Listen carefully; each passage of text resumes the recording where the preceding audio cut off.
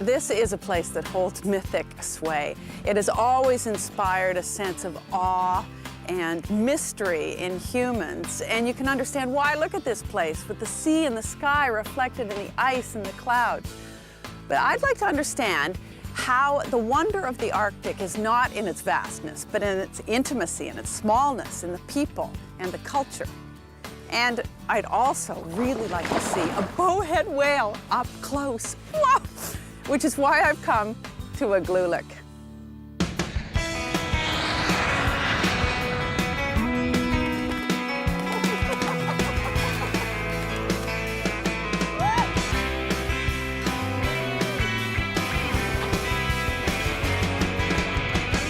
On by, come on.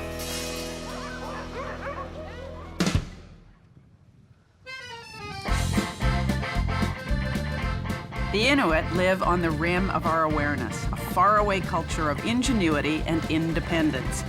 Nunavut is their new territory, where business is done in Inuktitut and life on the land is protected and even endorsed by decree. Igloolik means the place of igloos, but it's pretty hard to find one in the summertime.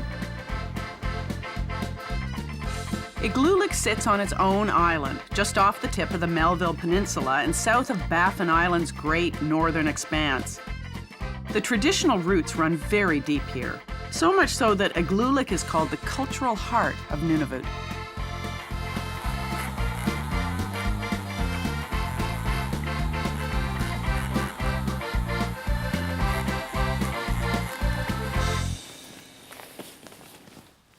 One of the great things to do in the north and in Igloolik is go looking for carvers, because I love the works of art in the north. And Jake Kedlew is one of the artists of Igloolik, who I've just stumbled by in your front lawn, and you're kind enough to let us come and snoop and see what you're doing. Do these pieces, are they all going to fit in the same sculpture? Yes. Like, where will they go? This one goes in here. That's an amazing piece of work. We'll make teeth, maybe 3 or 2. Holy cow, this is, you know, the Mona Lisa here. Like This is a big work of art, Jake. Tell me about this place. It's flat, small. Do you like Igloolik? Not really. Well, Don't say that, it's a travel show. You've got to say good things about Igloolik. You're supposed to say good things about Igloolik. yeah, it's all right. Well, that's powerful. Well, maybe Jake Kedlew isn't the best ambassador for Igloolik. The vibrancy of this place is in the imaginations of the people. Take Jake's sculpture. It tells the story of mythic trolls who live beneath the sea, characters in bedtime stories meant to scare children away from ice floes.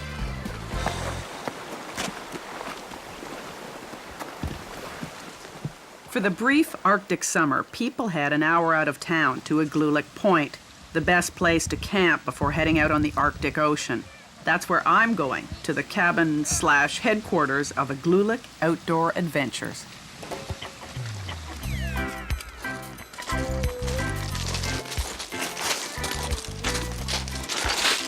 David, what are you doing? I'm going in the water. You're going for a swim? Just because? God. Doesn't look like very much fun. You just gonna pretend it's Mexico? Okay.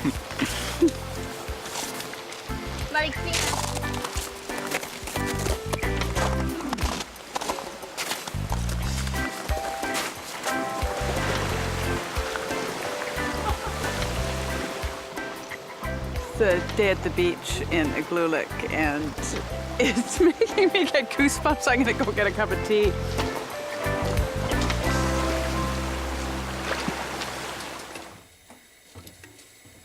Hey, the stew looks good.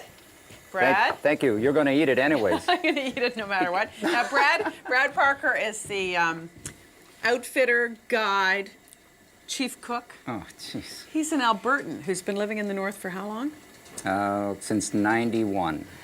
I just did my first Japanese tourist group. All women? All women except one man. And he was forced to come because his wife was one of the people that came. How'd they do? They have a good time? They did, but they're very clean. Yeah. okay? So we were running to get water about every 5 minutes. So, but they were very good. And they're very good cooks. They were never out of my kitchen. And that drives me nuts. Here, I'll help you. Stir that, I'll please? stir the stew. But I'm going to... tell me... I'm going to do my sandwiches behind you. Okay, I'll help So- you with the sandwiches. All right. But when people come to Igloolik and you look after, you're the one who's entertaining them and helping them. What Well, are they looking for here? Well, I think they come for the experience initially, but the sell is the wildlife. Wildlife is what I want to see, but other than flowers and bones, I've had no luck yet. I've been to the Arctic before, and I'd forgotten how much time is spent waiting for the weather, for people, for animals. The North works on its own schedule. Andy and Sarah Skilling are visiting the Arctic from London. That's right, yeah. So was this like a fantasy? Arctic dreams? It was more to escape the British weather, actually. We come up here, get a bit of 24-hour sunlight, get away from the drizzle, the fog, stuff like that. Yeah, and you can see it's fantastic. About -10, blowing a 10 full scale. We just feel right at home here. Most of our holidays are wildlife driven, so we like to go to places that very few people will get away from the crowd, stuff like that. TV crews, all that sort of thing. And tell me about the wildlife. Well, we've been very lucky. We've been here about 5 days. We've been out on 3, sort of hemmed in on 2 because of the weather. And people should understand that. You should, yeah. You can't come here and expect to be out. It's not going to be your sort of standard out at 9, back at 6, dinner in the lodge type thing, You need patience. A lot of patience, that's a huge virtue here. But we've been very lucky with the whales, bowhead whales, very close, with some just a couple of metres away from us. Yeah. And when you're out on the ice floe and these guys are just breathing all around you, And they're huge. They are huge, yeah, 50 foot. I can't wait. But I have to wait. Here in the North, few things matter more than patience.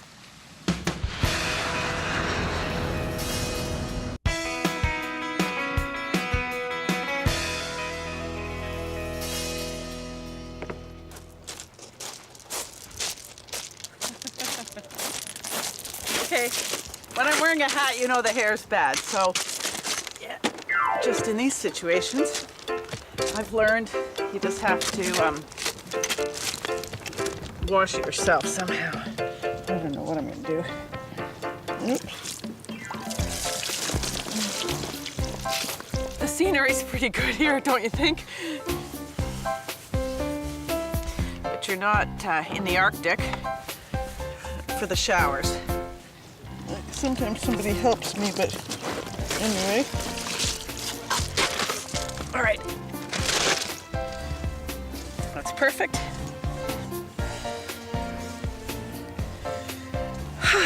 Look at the view. Don't look at my hair.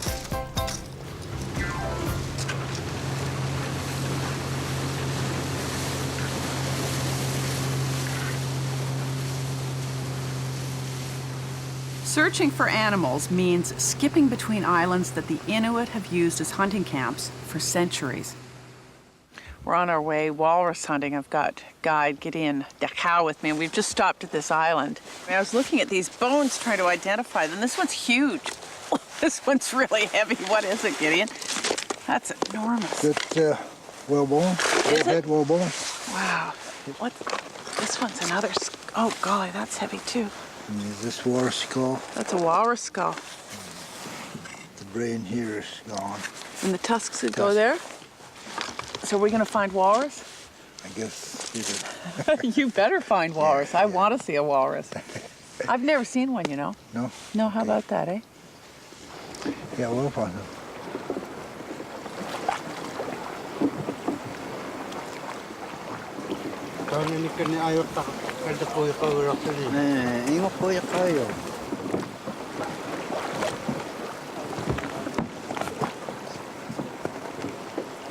There are walrus all over the Fox Basin, apparently. But after 5 hours coming across the Arctic Ocean, we've spotted 3, apparently. But it could be a log. I wasn't even that good looking with binoculars to make them out. So we're told that if we wait, and Lord knows it's 9 at night, but the sun is still bright, that the pack ice might open up and we might be able to get our boats a little bit closer.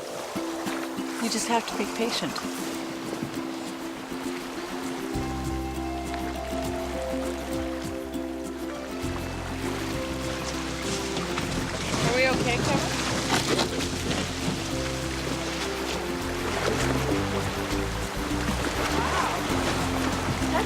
is so fast, that's unbelievable. Oh, they're all going. Oh my God, they just packed up the stove and everything.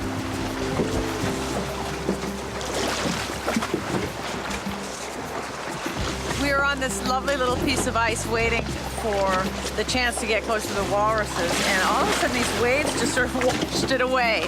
So we don't have a place to stand anymore. We're going to go look for another one. Good God, this is very bad. Where the waves are coming from.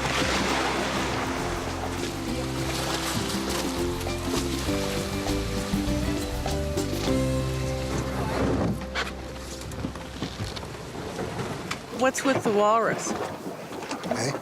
Why can't we find any? Maybe because of wind. Too much wind. They went somewhere else. You're a very patient person. Now me, I don't know. But I'm actually becoming patient. Maybe I could be Inuit, do you think? No, I'm sure you wouldn't say that. Well, quite literally, the walrus have left the building. Well, it's really too bad because I was sure I'd be right up close to a walrus, except what I was saying before is so beautiful. I mean, I'm 6 hours off Igloolik Point. This is an Arctic dream to be with these wispy clouds, and it's getting close to midnight, and it's sunny and still and peaceful and perfect. I mean, you read about this in books, and whoever gets to a place like this. So maybe there'll be a walrus next time. I don't care. Maybe there'll be a bowhead whale.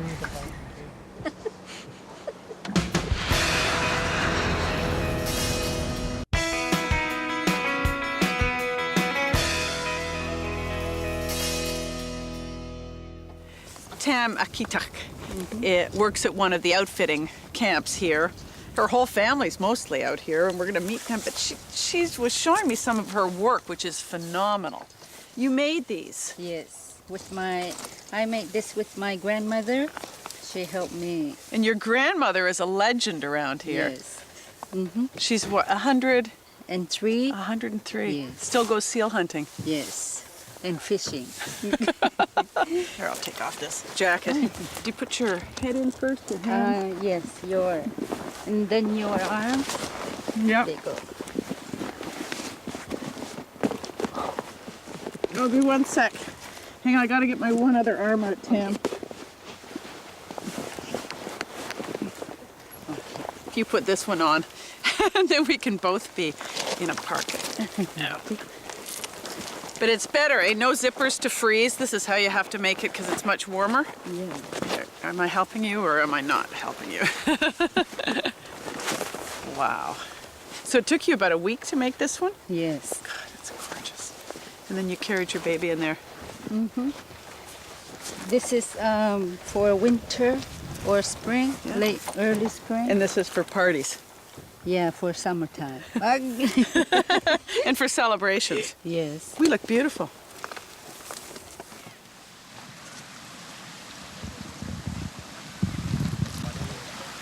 Another lesson in Arctic patience when you're weathered out, and that happens a lot.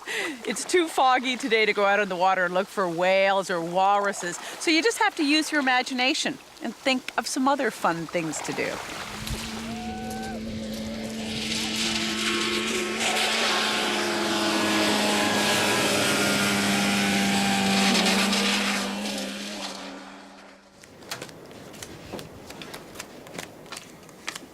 Nathan and I have been playing a little bit of gin because we've been weathered out with some strong winds out there. Nathan is the 9-year-old who's the son of Tam and Brad, who run this camp. We've been having a pretty even run of it. Pretty competitive games. Am I winning? No. Are you sure? Yeah. I think I am winning. I think I'm winning. Now, I want you to teach me, because I haven't had you do this, some Inuktitut. Okay. Okay, how do you say, I want to see a walrus? I vill me I vil me. nani si Nani si. I vil me nani si. Yumagama. Yumagama. I vil me nani si Yumagama. Yeah. Is that good? Yeah. How do you say polar bear? Nunavut. Oh, Nunavut. That's good. I can say that. I can say Nunavut. How do you say I'm beating you completely in cards? I'm winning. Saragi-liktagi. Sagaliguk. Saragi. Salagi. Salagi. Liktagi. Litagi. Salagi litagi. Pataklit. Oh, there's Bataksut. Shu. Shu. Da. Da. And I am so beating you in this game. Not. Yes, I will. You're too No. insane from jumping on ice floes and doing all your crazy things. Anyway, we better get back to the game. But thanks for the lesson. And I'm going Salagi Loktama.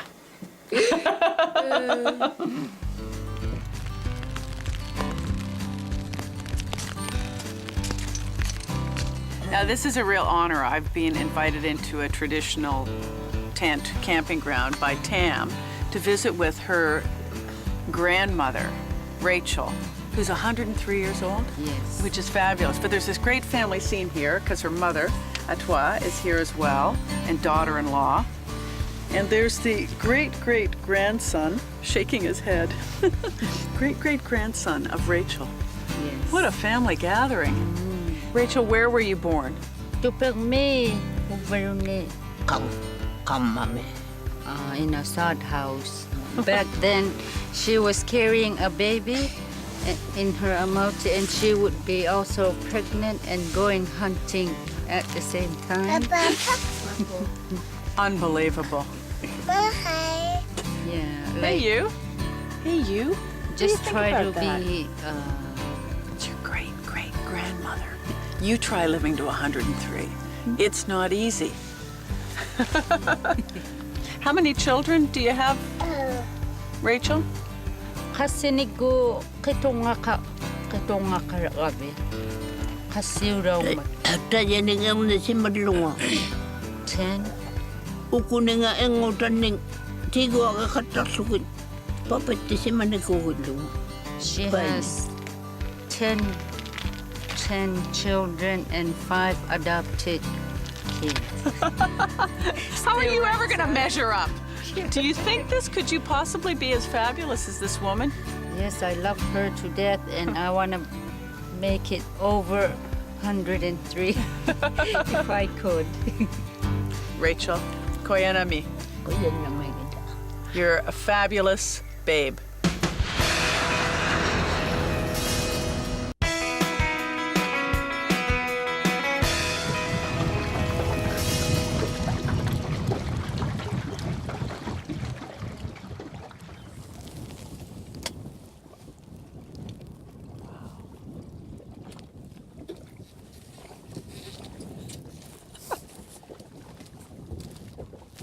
Thanks, Danu. This is so amazing. You just come across the Arctic Ocean and come to the ice and hop out. Now, That's I should right, Valerie. introduce Tom Leonards, who is an expedition guide Thanks, with Valerie. Arctic Kingdom, who bring people on these trips. So this is called the floe edge. That's right. This is the floe edge, and we're sitting in the Fury Strait. And this is the Fox Basin. Fox Basin. And this floe edge goes into the Fury and Hecla Strait. Oh, God, is it safe you just stand on this? Are you sure, Danny? All right, I feel like the Michelin man in this survival suit. This is just unbelievable. And this is where the whales come? Yeah, the whales actually are patrolling up and down this edge right now because they want to get down the Fury and Hecla Strait, but they can't because the ice blocks their path. So they'll just come? They'll just come here. If we wait. We got to be wait and have some patience. Okay. I like the icebergs, though. They're cool. They're beautiful little bergy bits.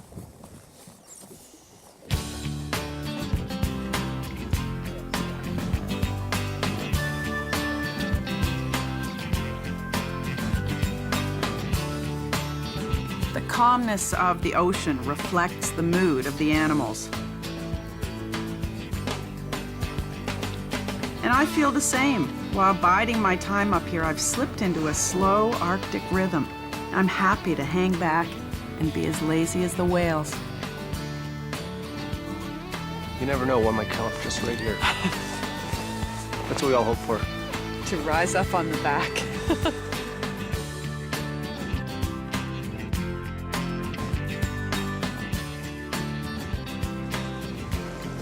beautiful. Yeah.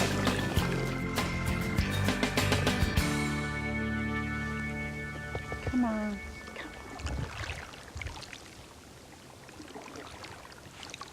So cool. Oh, it's fantastic. Why is he just sitting out there? Well, these guys are feeding. We're at the edge of the flow edge, and it's just prolific with a lot of the plankton that they eat. And he's just resting right now, just breathing, calm, relaxing. How big is he? They're about the size of a school bus, with a big hump on their head. But they're gentle, right? Absolutely, they wouldn't harm anything.